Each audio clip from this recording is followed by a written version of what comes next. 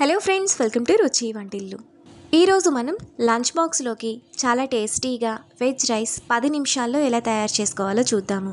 ఈ వెజ్ రైస్ని మనం పిల్లలకు లంచ్ బాక్స్లోకి పెట్టడానికి, ఇంకా ఆఫీస్కి లంచ్లోకి తీసుకెళ్ళడానికి కూడా చాలా బాగుంటుంది. చాలా తక్కువ టైంలో ఈజీగా చేసేసుకోవచ్చు.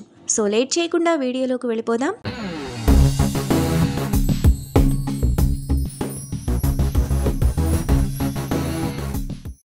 ముందుగా వెజ్ రైస్ చేసుకోవడానికి స్టవ్ మీద ప్యాన్ పెట్టుకొని అందులో 1 టేబుల్ స్పూన్ ఆయిల్ వేసుకోవాలి. ఆయిల్ వేడైన తర్వాత కచ్చా పచ్చాగా దంచిన వెల్లుల్లిని 1 టీ స్పూన్ వరకు వేసుకొని బాగా ఫ్రై చేసుకోవాలి.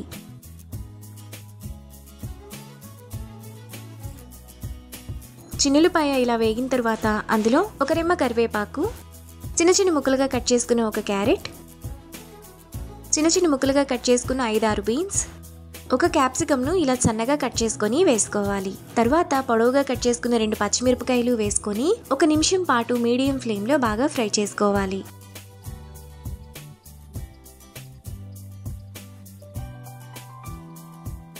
క్యారెట్ బీన్స్ కొద్దిగా వేగిన తర్వాత అందులో 1/2 కప్పు తరిగిన క్యాబేజ్ వేసుకొని ఒకసారి మాత్రమే కలుపుకోవాలి.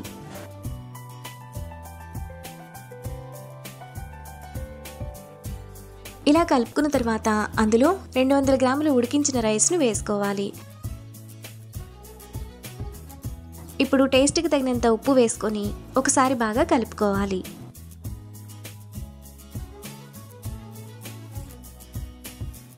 ఇలా కలుపుకున్న తర్వాత అందులో 1 tablespoon garam masala, 1 teaspoon మిరియాల పొడి, 1 టేబుల్ స్పూన్ వెనిగర్,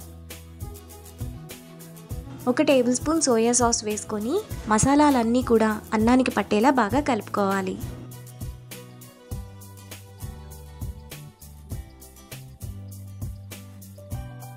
ఇలా కలుపుకున్న తర్వాత లాస్ట్లో సన్నగా తరిగిన కొత్తిమీర కొద్దిగా వేసుకొని కలుపుకోవాలి.